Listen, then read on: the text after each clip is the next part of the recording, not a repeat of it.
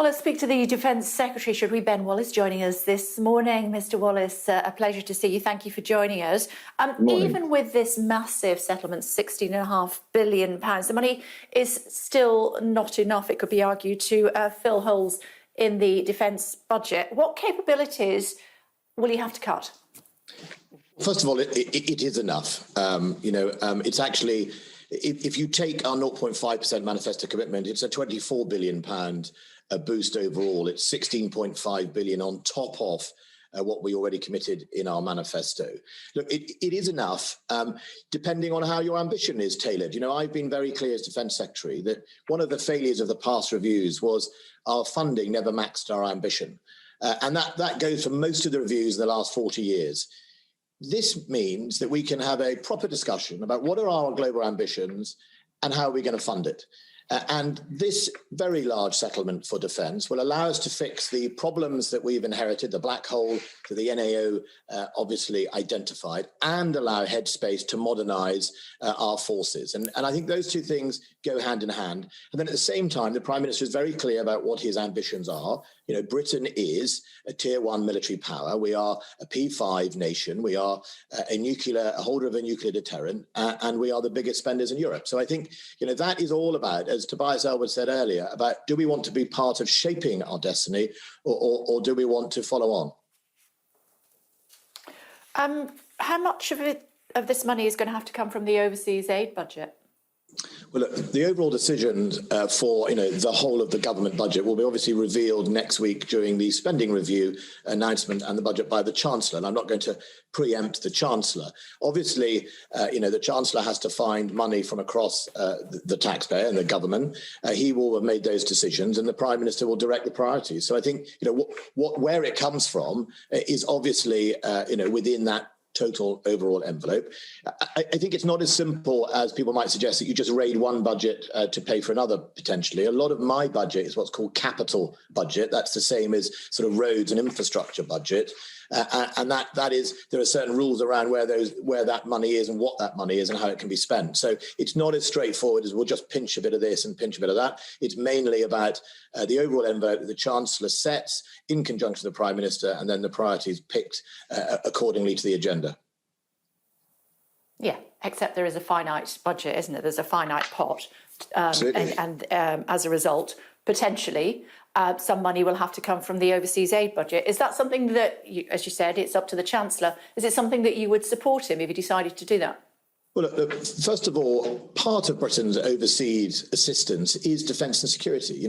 When I go abroad, what many countries want from us is our knowledge, our equipment and our understanding of how to provide security and how to provide defence. And you will find members of the armed forces right now, right across the world, assisting some of the most poorest nations in defending themselves from either Islamic extremism or indeed corruption. And that is one of the functions that defence does. We are a plank in global Britain. We are a plank in flying the flag for the United Kingdom. And that is one of our biggest and most successful exports. That is part, effectively, of overseas aid.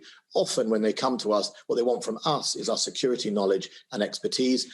And I'm very pleased that this settlement will allow us to grow that even more.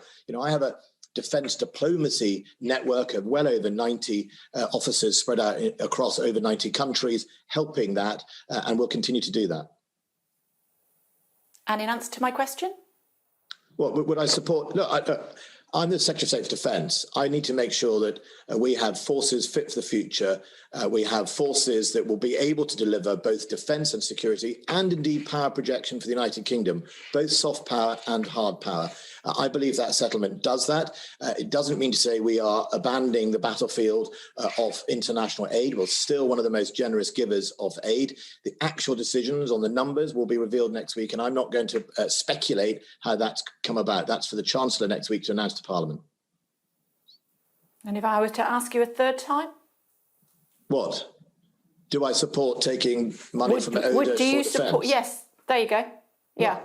Do I support more money for defence? Yes, I do. That's why I put in for a bid. Did I get it? Where it comes from is for a matter for the Chancellor. So, we all want lots of things in life. We all want lots of things across the government. We spent £200 billion of taxpayers' money responding to COVID. So, it's really a matter for the Chancellor and the government where they get the money from. I don't suspect it will be raided from a whole load of other budgets, across the board. It will be taken as a result of the measures we can. And how we fund government is obviously a mixture of taxation, borrowing, all the obvious usual routes.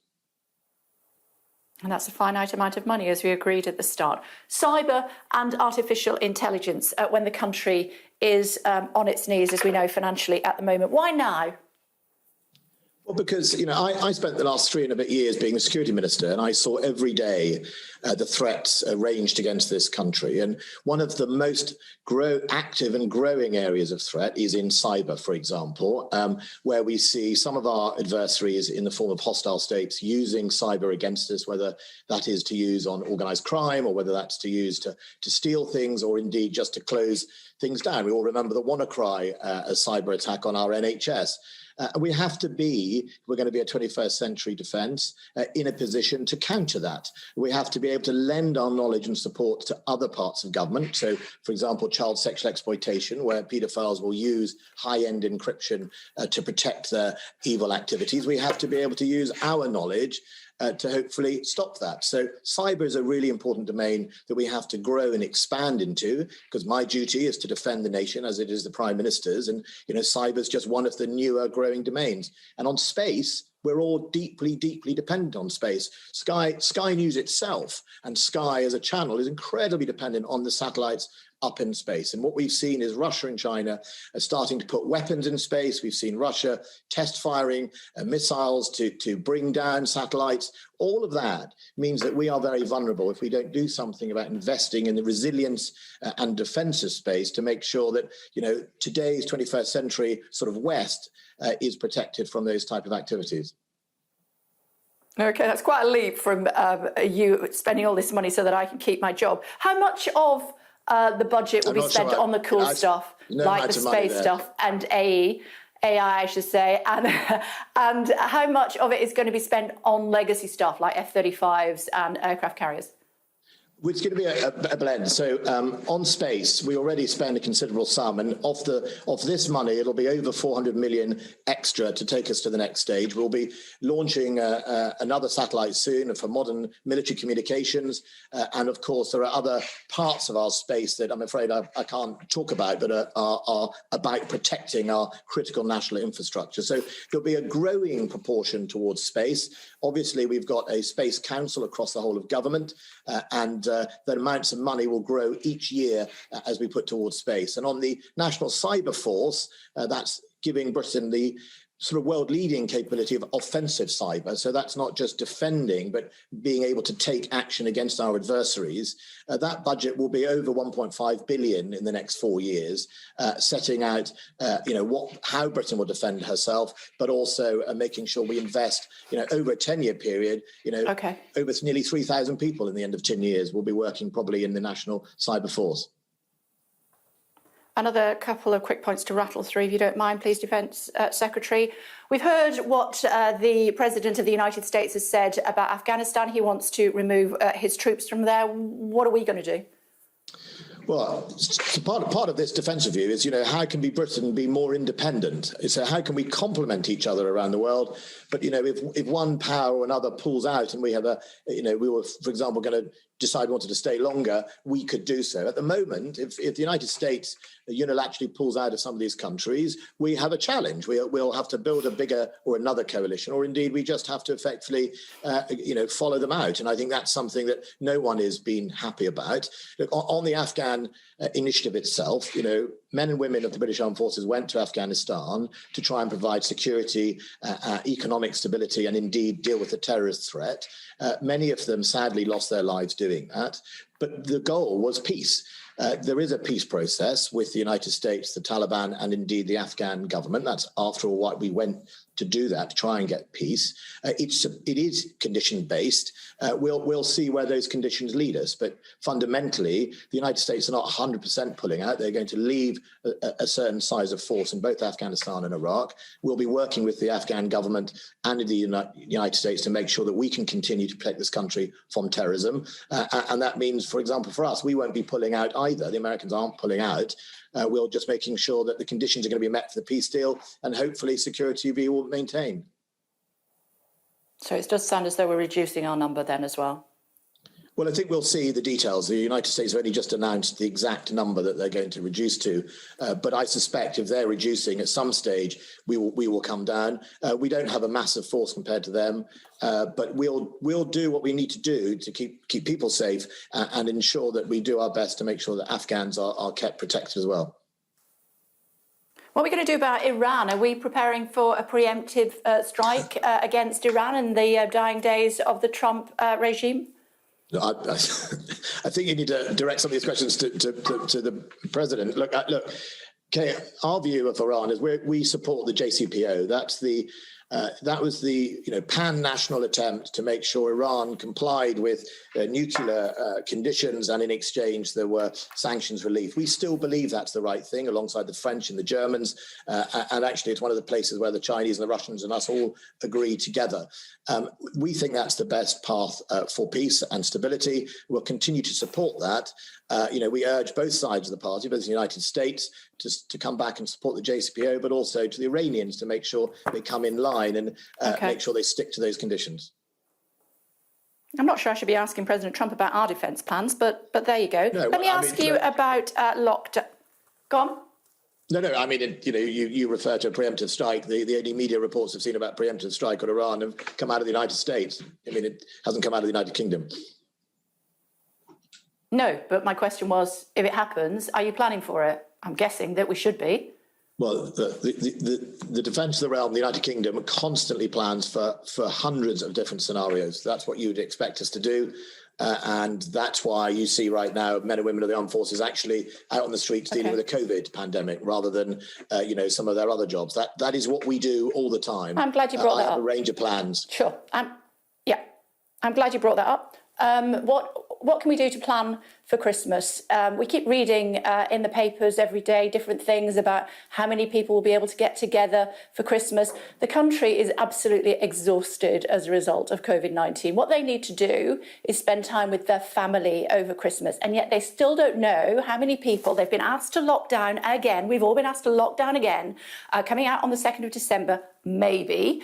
And then we're told that if we get together at Christmas, then we have to pay for it with 5 days for every one day that we come out of lockdown. What we need to know is how many members of our family can get round the Christmas table. Look, I'm the same as you. I have a family. I would like to know that. And I think that's why over the next few days, the government will set out those details. The lockdown happened about the 8th of November. We know that there is often a lag time between the lockdown and how long it takes the virus to spread or indeed be flattened in its spread. And as we get closer towards the 2nd of December, we'll know more about the impact of this lockdown and hopefully how it has slowed considerably the flow into both hospitals, because part of that's what we're trying to preserve, make sure the NHS can cope with the increase of patients that come in with COVID. And as we get towards the 2nd of December, the government will therefore set out all those different issues. We will go into a tiering system.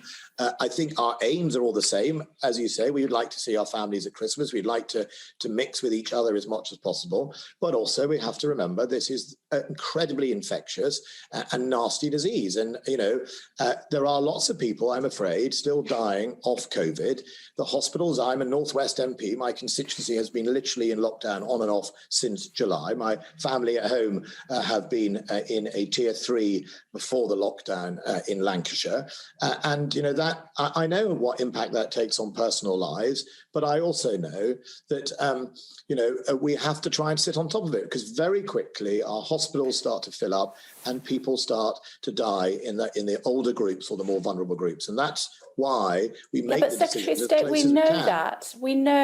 We know. And that's why people have agreed to a second lockdown. We know all of that. What we want to know is how many people can get round the table at Christmas and from how many different households. That's all we want to know. Kate, we will be able to tell you that when we get towards the 2nd of December, when we know at that stage how many people in the country are affected, what the space is in our hospitals, how the rollout of vaccines is going to develop. We will know that with much more certainty around the 2nd of December than if you asked me today in the middle of November. So I can't give you lots of those answers. It's only 2 weeks away, Secretary of State. 2 weeks, that's all. 2 weeks. You must know. You must have some idea how this lockdown's going. Look, Kay, if you are the one expert in the world who knows how COVID has developed, COVID, as we have seen, started with a virus that we knew very little about. All of us have been learning as we go in this virus. If I sat here now and made a prediction about what would happen in the middle of December, it would be highly likely that we would get it wrong, or we wouldn't be as able to cope as possible. That's why we are trying to improve the testing and the tracing, and right now, my men and women of the armed forces are planning the vaccine rollout. But I'm not going to come in the middle of November, Kay, and set out exactly what will happen in December. I think that is best close to the time, about the 2nd of December, when we come towards lifting of lockdown. I'm sure every one of my viewers this morning is raising their hands at the telly and saying, just tell us how many people can sit round the table. You're talking about the middle of November, it's the 19th. You're talking about December, it's Christmas. People need to know whether they can move around the country and whether they can see their loved ones. That's all they want to know. Okay, and people will be able to know that about the 2nd of December. I can't tell you now. Okay. Because, look, we know this. I mean, COVID is unpredictable. We take steps to try and shut it down, but we also know it's incredibly contagious. And that's why, or infectious, okay. And that's why we need to make sure when we make the decisions, they are as best informed as possible, so we don't have to do changes halfway through. And the best time to do that is closer towards the 2nd of December.